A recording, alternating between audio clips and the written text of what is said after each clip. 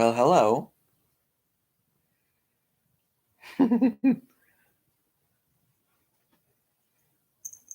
Are you going to join me for my review, huh? Is that what you're going to do, huh? Okay. I guess I'm going to have a real guest for this review. My bud? Hello, Jacksonites, and welcome to my last re-review on my channel for quite a while. Today, me and my cat Simon will be discussing the fourth film in the Terminator franchise and the beginning of what I like to call Terminator Anthology, 2009's Terminator Salvation, directed by Mick G. Terminator Salvation is another interesting film for myself because, as I've stated many, many, many times, this is my least favorite Terminator film, and it still is. Despite the fact that Terminator 3 has lost some value for me, I still enjoy that film and like that film more than this. Though this is odd because I've seen Terminator Salvation quite a few times in my life. I saw this movie in theaters, which, first of all, the marketing for this movie was terrible because I saw the trailer on TV only once. But of course, I got excited because I saw at the very end, I saw Sam Worthington with his fucked off Terminator face. And I said, oh my God, another Terminator movie. And around this time, not long after this, was when James Cameron's Avatar came out. So I thought it was a really good time to be kind of a James Cameron fan because Terminator is directed by James Cameron. Then comes along Avatar, which has Sam Worthington in both films, and that's a James Cameron film. But I saw this movie in theaters 4 times. Twice with my stepdad, once with my dad and stepmom, and once by myself. Hi, bud. He's trying to find a place to sit.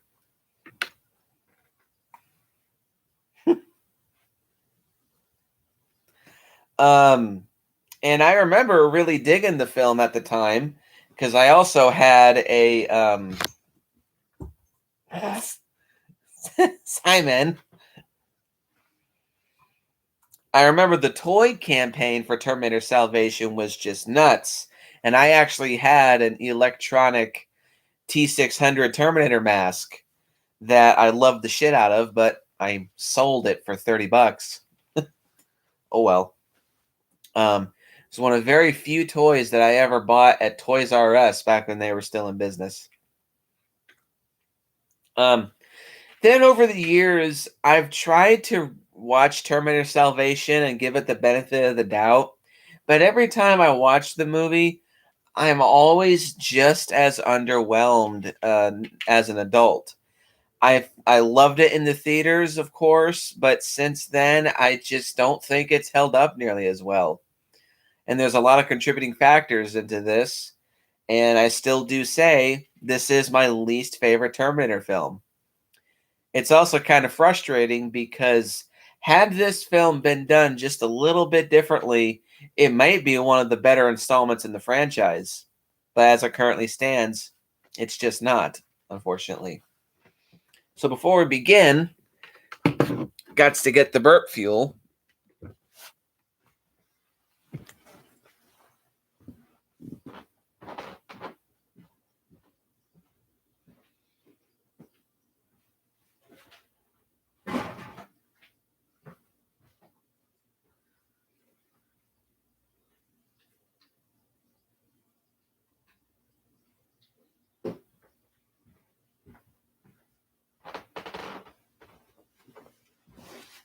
Ugh.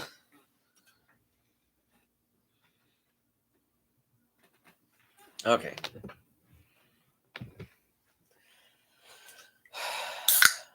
Here goes nothing.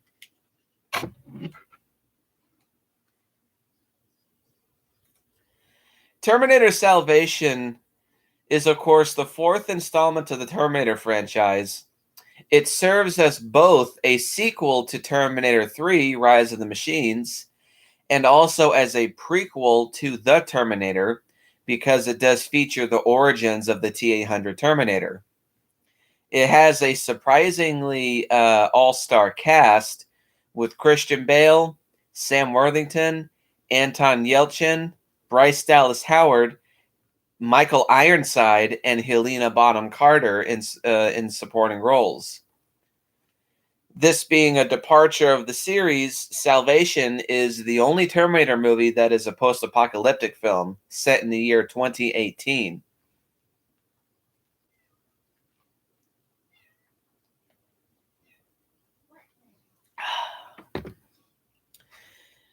Um, After a troubled pre-production with the Helicon Company acquiring the rights from Andrew G. Vajna, which is a terrible name, and Mario Casar, and several writers working on the screenplay, filming finally took place in New Mexico for 77 days in May 2008.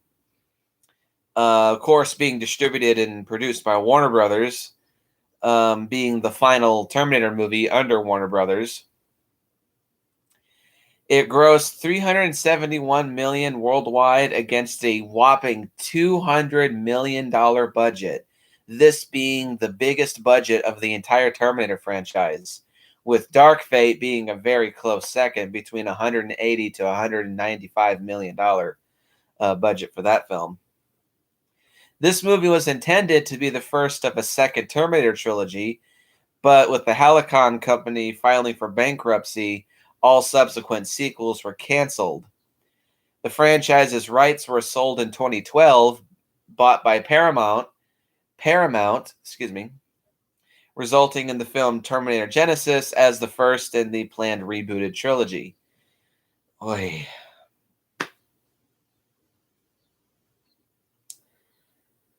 So the plot begins in 2003, where Dr. Serena Kogan, played by Helena Bonham Carter, of Cyberdyne Systems, convinces death row inmate Marcus Wright, played by the awesome Sam Worthington, to sign over his body for medical research following his execution. Sometime later, the automated Skynet system is activated and becomes self-aware, perceiving humans as a threat to its existence, and starts a nuclear holocaust to eradicate humans from the planet in an event known as Judgment Day. In 2018, 15 years after the apocalypse, or 15 years after the opening, John Connor, played by Christian Bale, orchestrates an attack on a Skynet base where he discovers prisoners and schematics in a laboratory for incorporating living tissue to a new type of Terminator, which he recognizes as the brand new T-800 model. John survives an explosion on the base, which is destroyed. Following John's departure, Marcus emerges from the base's wreckage, butt-ass naked and slathered in mud, and begins walking towards Los Angeles. John returns to the Resistance headquarters located aboard a nuclear submarine and is briefed by General Ashdown, played by Michael Ironside, that the Resistance has discovered a hidden signal containing a code protocol which they believe can initiate a shutdown of Skynet's machines. The Resistance plans to launch an offensive against Skynet's headquarters in San Francisco. It is decided among the Resistance that the offensive will commence in 4 days due to an intercepted kill list created by Skynet, which plans to kill the Resistance leaders within the same time frame. John learns he is second on this list following Kyle Reese, played by Anton Yelchin. The Resistance leaders do not understand Kyle's importance, but John knows that Kyle will eventually travel back in time and become his father, and realizes that Skynet has also learned of this fact. Marcus, arriving at the ruins of Los Angeles, encounters Kyle and a mute child named Star during a skirmish with Skynet's machines, the legendary T-600 model. Kyle and Star are subsequently abducted and taken prisoner by Skynet, Two Resistance A-10 airplanes are shot down while trying to intercept a machine transport. Marcus locates downed pilot Blair Williams, played by Moon Bloodgood, I believe. Yeah, which is a weird fucking name. All right. And they make their way to John's base, where Marcus is wounded by a magnetic landmine. Attempting to save his life, the Resistance fighters discover that Marcus is actually a cyborg with a mechanical endoskeleton and a partially artificial cerebral cortex, basically making him the one and only hybrid human Terminator model. Although Marcus insists that he is human, John and his wife Kate, played by Bryce Dallas Howard, horrendously miscast, suspect that Marcus has been sent to execute them, and John orders him to be killed. Blair helps Marcus escape, and during the pursuit, Marcus saves John's life from Skynet's Hydrobots, and the two make a bargain. Marcus will enter Skynet's headquarters in San Francisco to help John rescue Kyle and the other prisoners if he lets him live. John pleads with General Ashdown to delay the offensive so he can formulate a plan to extract the human captives, but Ashdown refuses and relieves John of his command. However, the Resistance disobeys Ashdown's orders and instead awaits John's signal. Marcus enters the base, interfaces with the computer, and disables perimeter defenses so that John can release the prisoners. Marcus learns from Skynet, which assumes the form of Dr. Kogan on a screen, that he was resurrected by it in order to lure John to the base. When the Resistance launches its attack, John will be killed, achieving Skynet's goal. The hidden signal that the Resistance received earlier is revealed to be a ruse, and Skynet uses it to track down and destroy the Resistance command submarine. Refusing to accept his fate, Marcus tears out the hardware linking him to Skynet and leaves to aid John. John locates Kyle and Star, but they are ambushed by the brand new T-800 Terminator,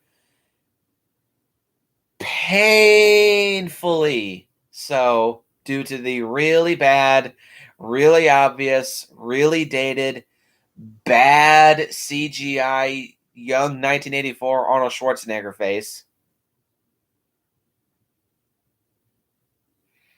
Oh, Lord Almighty. Even my wife says that it's bad. As Kyle and Star escape, Marcus appears and fights the T-800, after which it loses its flesh, while John rigs together nuclear fuel cells to destroy the facility. Marcus is soon outclassed in strength and temporarily disabled until John comes to his aid, restarting his heart and resuscitating him. After immediately which, John is stabbed through the chest by the T-800, and Marcus destroys it by tearing its head off. And he, John, Kyle, and Star are airlifted out of the base. John detonates the explosives, taking out a stockpile of Skynet's weapons, including the T-800s, with the base.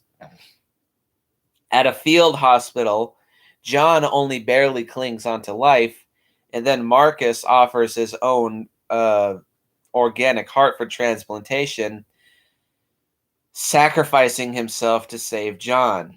As he recovers, John radios to other Resistance fighters that although this battle has been won, the war continues, leading into a trilogy of movies that just never came to be. Ugh. Except for a comic book series which did resume the story, but I don't know nothing about that.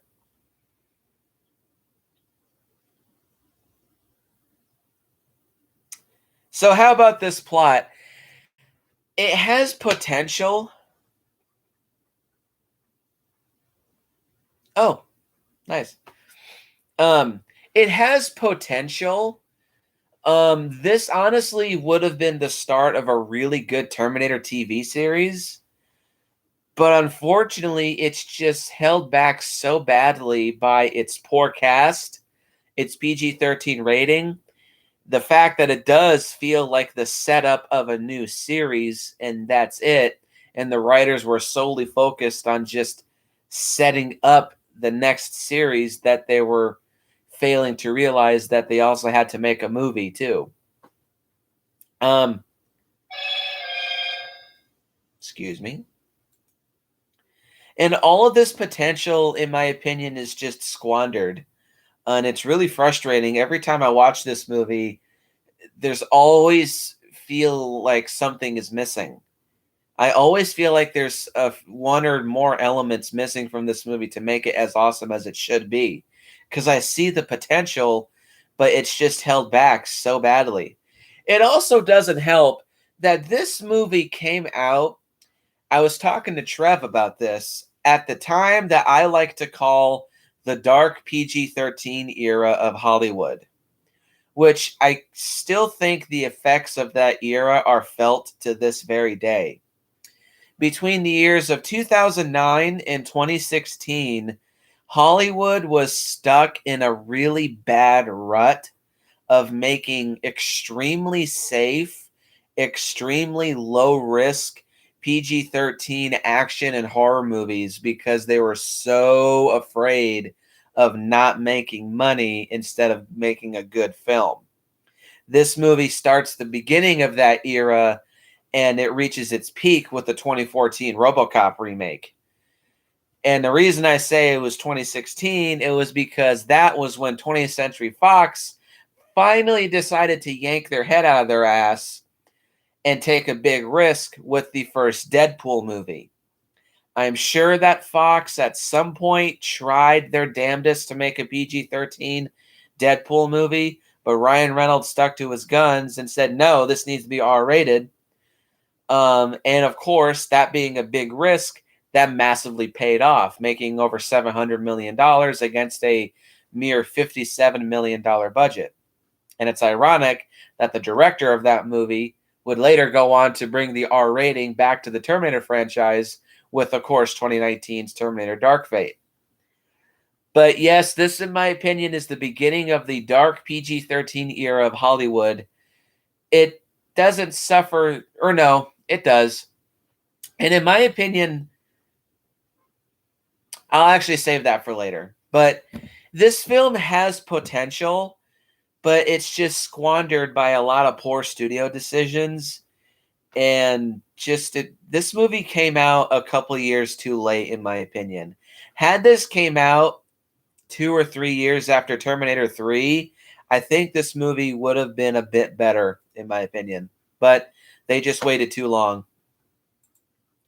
So with that being said, let me at least get into the pros of Salvation, because there is quite a bit of stuff to say. Pro number one is Marcus himself, played again by Sam Worthington. Before this movie, I didn't know who Sam... Excuse me, I just ate before I did this.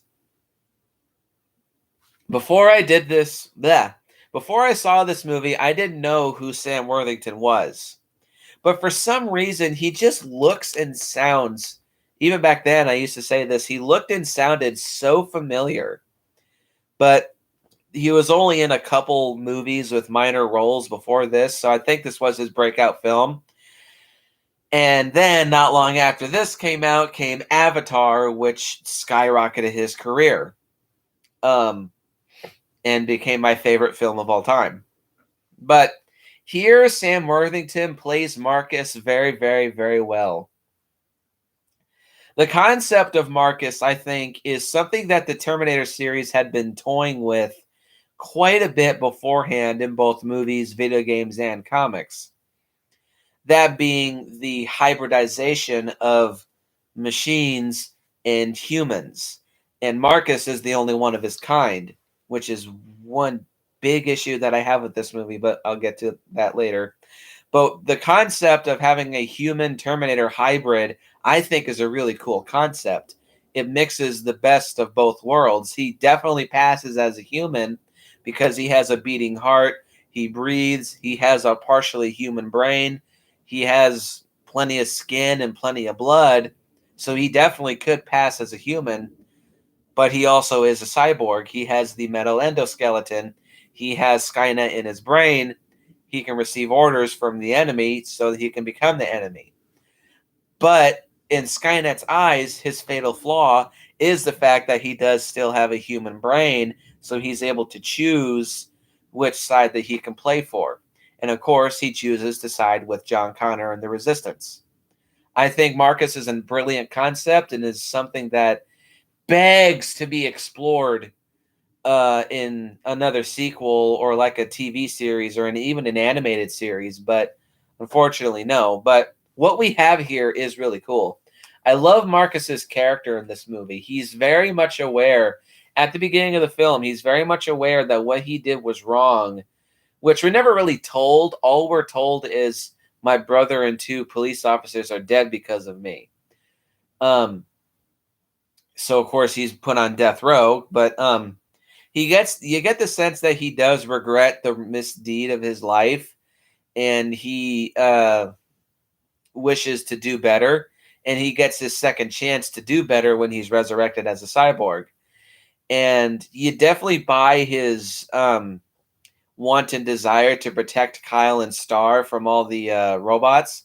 And he also does adapt to this new world, in my opinion, very, very, very well.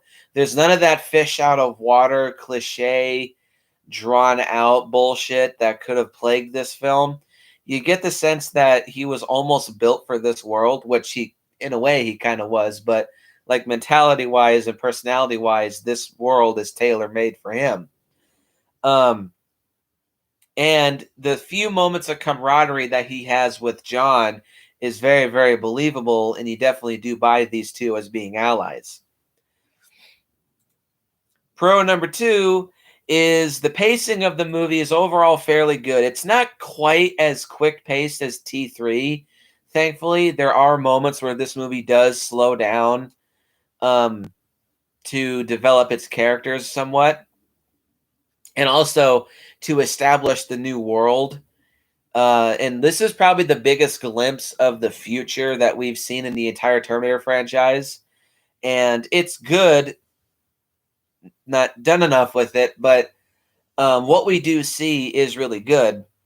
And overall, the pacing is fairly good. There's some slow bits, but overall, it does move at a fairly brisk pace. You're never really bored. You're never really antsy. And thankfully, the film doesn't fly by like a million miles an hour and feel like it's 45 minutes long like T3.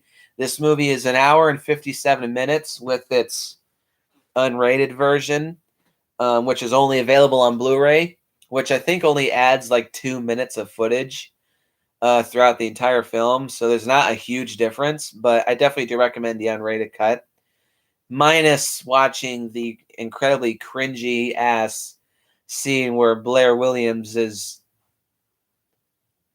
doing a striptease for Marcus in the rain. Why? Whatever. So yeah, the film is, I think, is paced fairly well. Not the best in the series, but you're never bored, and it doesn't fly by a million miles an hour, thankfully. Pro number three is the cinematography in this movie is very, very, very good. Like I said, this film was directed by Mick G, who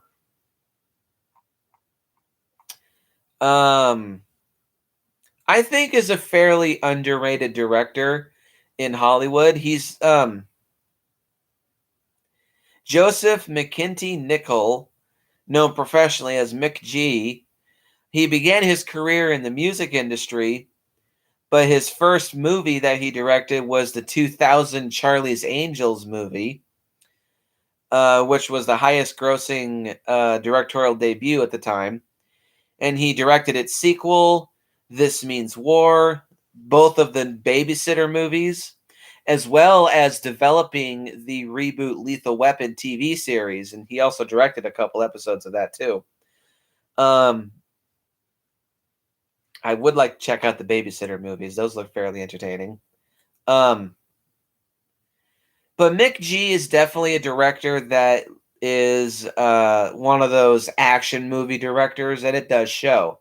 He also knows how to shoot his movies too, because a lot of the cinematography in this film is very, very good. There's lots of wide open scenery to show the post-apocalyptic landscape, and it definitely does look very bleak and desolate and shitty, and it definitely sells you very much so with its cinematography and direction. So that's good. Pro number 4 is the action scenes in this movie are very entertaining. They're very explosive. They're very well shot. There's lots of big explosions, lots of bullets flying everywhere.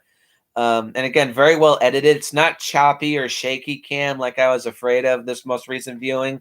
No, they kept the camera fairly locked down, and there's lots of kind of long takes that show a lot of destruction and a lot of shit going on at the same time. Um, and the action scenes are also fairly frequent too. There's the opening shootout at the new Skynet base. There's the gas station shootout. No. There's Marcus's introduction to the T-600, then the gas station shootout, then the railroad chase, then that quick fight scene at night between Marcus, Blair, and those scavengers. Then there's Marcus's breakout scene, the Hydrobot scene, and then finally the big final action scene with John, Marcus, Kyle, and Star versus the T-Rip and T-600s. The movie has a lot of action that it throws at you all throughout the film, so it definitely does keep you entertained. It's frequent, it's well shot, well done, and pretty entertaining. And finally, pro number 5 is the special effects in this movie are pretty damn solid. This was the final Terminator movie to be worked on by Stan Winston, and this movie, according to Trev, was also directed to Stan Winston, as I guess he passed away not too long afterwards. Um, let's see. Hang on.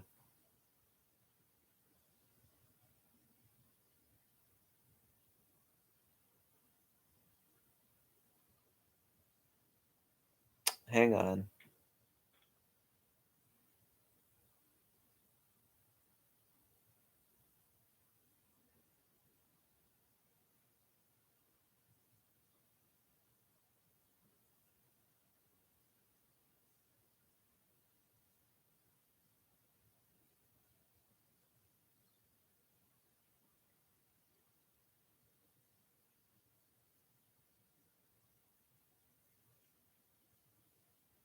Okay, here we go. The majority of the special effects were done by Industrial Light and Magic.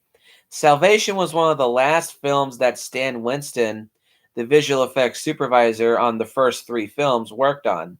Winston died June 15th, 2008, after a long struggle with multiple myeloma, also known as plasma cell myeloma, is a type of cancer of plasma cells that normally produce antibodies. Which, yeah, it's another form of blood cancer, like leukemia.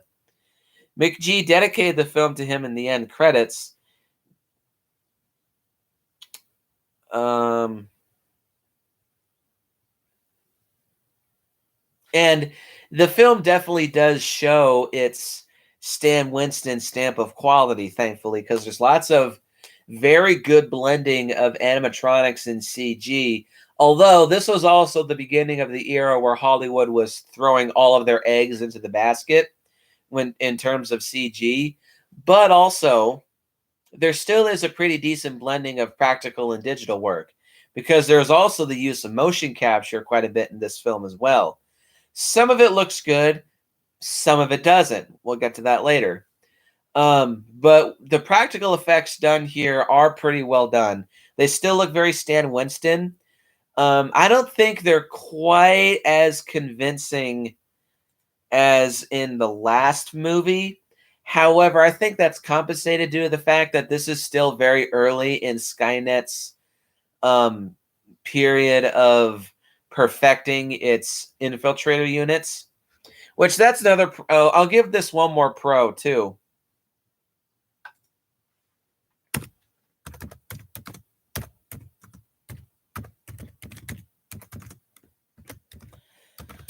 Hang on.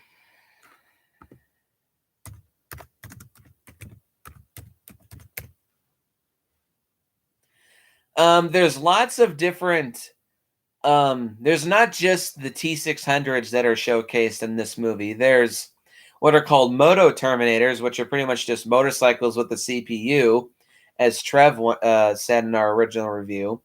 There's what are called aerostats, which are pretty much just like flying drones that are scouts for Terminators. There's some hunter killer planes, which look kind of bulky, but they do look very familiar from the design seen in T1 and T2. And there's also the giant super Terminator, as I like to call it. That's just like a giant prisoner collecting robot that has a giant shoulder cannon.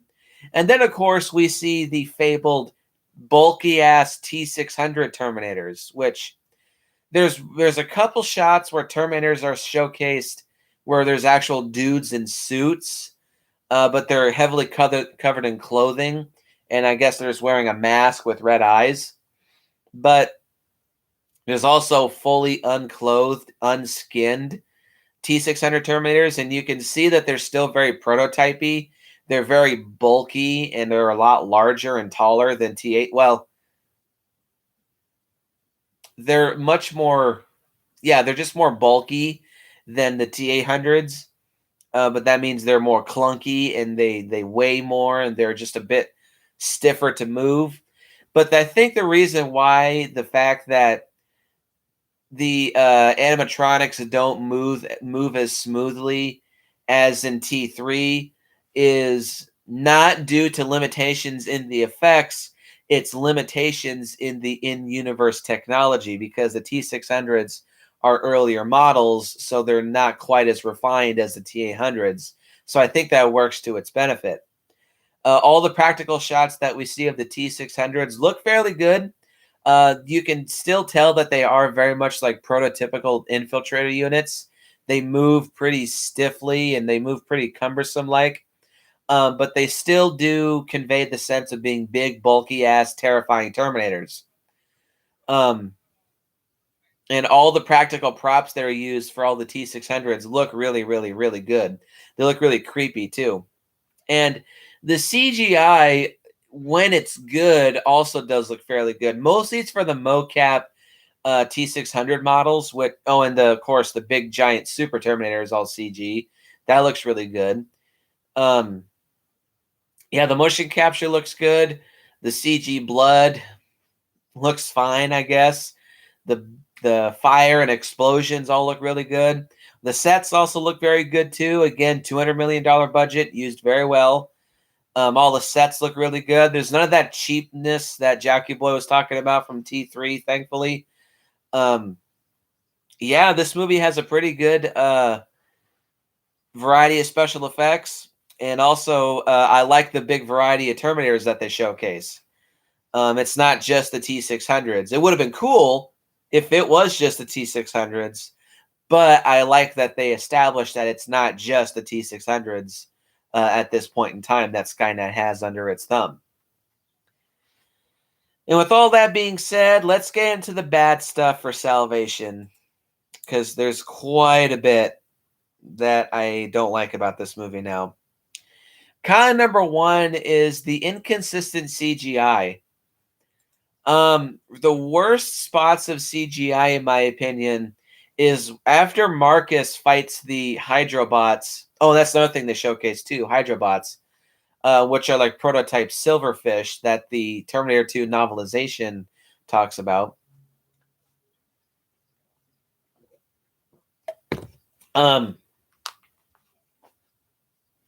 After Marcus fights the Hydrobots, he's all tore up. A lot of his artificial skin is torn away, and he just looks really rough and gruff. On his face, it's like half exposed metal, but his mouth is still intact, and also his eye is still intact, covering his red eye.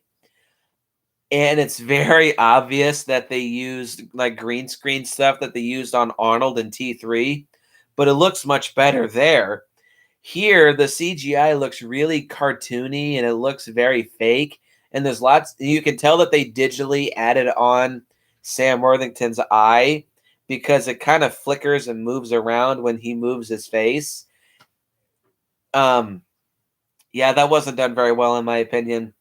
And hands down, the absolute worst CGI in this entire movie, probably in the entire franchise, honestly, is the 1984 Arnold Schwarzenegger CGI face.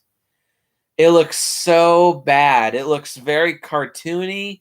It looks very um uncanny valley, but in a bad way. Uncanny Valley, I think, can work, especially like what we were talking about in the original Terminator, how it's very obvious it was an Arnold dummy, but that worked to its advantage because it literally is supposed to be artificial, so it looks creepily artificial. Here, the bad CGI just looks cringy and it takes you out of the movie because of how poorly it's done. And I still remember the first time that me and Meadow watched this together, I pointed it out to her and she just went, "Oi, that looks terrible." It's almost laughable how bad the CGI Arnold face looks. And thankfully it's not on screen very long. And also thankfully they never show Arnold's junk. Fuck. I don't want hiccups. Um Yeah, sometimes the CGI is pretty inconsistent. Sometimes it's really good and solid, and other times it's just bad and cringy.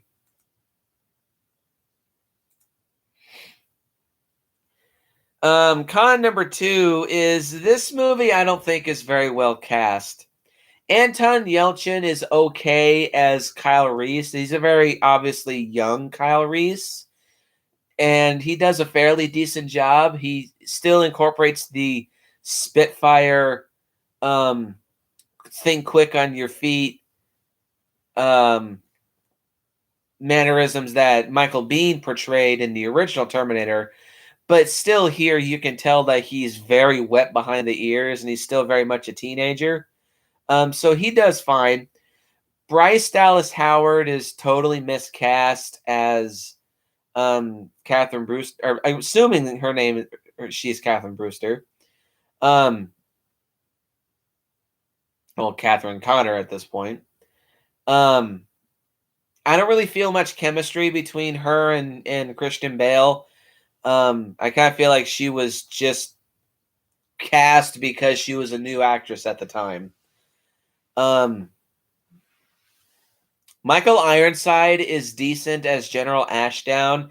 He's just a typical asshole. I know everything military general, but he's okay, I guess. But he's only here just to be a thorn in John Connor's ass. And then we get to the final big elephant in the room, which is Christian Bale as John Connor.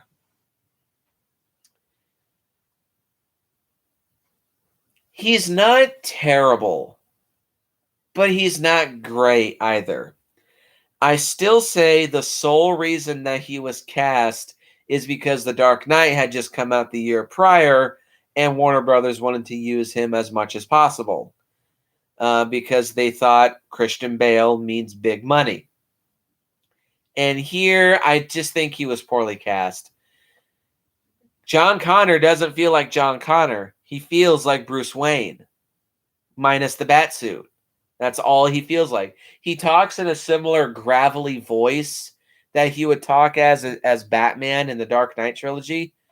And here it just doesn't mesh with John Connor. Had this been a post-apocalyptic version of Batman, it would have been fine. But this is John Connor. And I think Christian Bale trying to act as Batman / Bruce Wayne to incorporate that into John Connor, in my opinion, it just doesn't work. Again, he's not the worst John Connor. That's still the dude who played him in Terminator, the Sarah Connor Chronicles. And even in terms of movies, Christian Bale is a way better actor than Nick Stahl from T3. He was just poorly cast. Con number 3 is 3 and 4 go together as one, but I still list them separate. The film is very much like a setup film. To me, it always just screamed as a pilot episode for a future Terminator series set in the post-apocalyptic future. And also, the movie just feels very unexplored. There's little sprinkles of tidbits throughout the movie that showcases this brand new future, that's very similar to the one that was alluded to in T1 and 2. Um, there's like, yeah, little sprinkles that are shown, but I always get the feeling that we're just seeing the tip of the iceberg whenever I watch this movie. And also, yeah, this always feels like a setup. There's so much here that I feel like the writers were throwing in to explore in future sequels. But because this movie didn't get another series, whenever I watch this movie, there's so much buildup and there's so many plot threads that go into this. Whenever I end it, it just makes me feel wanting more. Kind of like Amazing Spider-Man 2, that being the absolute worst of that example. Um, but yeah, every time I watch this movie, it feels like a setup to the setup, and it just feels very unexplored. And it also feels very restrained. This will lead into the PG-13 rating. This most recent viewing, I definitely did get the feeling Mick G wanted to make an R-rated movie. I don't know if he did, but I do get the sense that this was intended to be R-rated, but because this was the beginning of the dark PG-13 era, and especially with Christian Bale being attached, they just saw PG-13 as being the potential safe ground moneymaker, so they edited it down to look PG-13 because the movie is so gritty and grungy and dark, both literally and figuratively. But then the PG-13 rating comes around, and every time it wants to push a little further to into the R-rated territory, the PG-13 rating comes along and holds the movie back. There is some blood in this movie, but it's very quickly shown. Um, the gritty grunginess feels kind of like Mad Max, which I just now realized, yeah, this could be like a Mad Max Terminator movie. Um, but because the PG-13 rating is here, it always feels like the movie is pulling its punches, which is incredibly frustrating. Con number 6 is the bland music. Not much to say. This is probably tied with T3 as my least favorite Terminator score, aside from Sarah Connor Chronicles. Um, we don't really hear the Terminator theme. Well, we hear it a bit more than T3. We hear it in the opening credits when the new T800 with the bad Arnold face walks out and reveals itself, and during the end credits, we hear the Terminator theme. That's it. The rest of the music is incredibly generic action movie music, more generic than T3. But the only reason I say it's tied is because at least we hear the Terminator theme a bit more than T3. But yeah, I'm not a big fan of the music in this movie. Um, let's see, where was I? Con number 7 is the color scheme of this movie. It's very brown and very tan and gray. All the colors are very, very muted and muddled. It just has this very almost cyberpunk looking brown, gray, and tan look, and it just looks kind of bland and boring, almost like a Tim Burton movie. And the final issue that I have with this movie is Marcus sacrificing himself for John. In the context of the movie, it does work. And apparently, the comics would later go on to say that Marcus didn't actually die, because I guess he just regrew his heart. But it also feels like Warner Brothers was shooting themselves in the foot because they very easily could have used Marcus as another recurring character and another ally for John Connor to have in future sequels. Maybe they plan to retcon Marcus's death if this movie did get a sequel. Um, Again, in the comics, they kind of did, but it just feels like the studio was having Marcus sacrifice himself for the sake of having a character sacrifice himself. It feels very forced, very wooden, very bland, and very thrown in at the last minute. Um, and yeah, it just doesn't work for me. So that'll honestly about do it for this review of Terminator Salvation. This still is my least favorite Terminator film. Every time I watch it, I'm always just as disappointed. There was a lot of potential that went into this movie that could have made this movie one of the better installments of the series.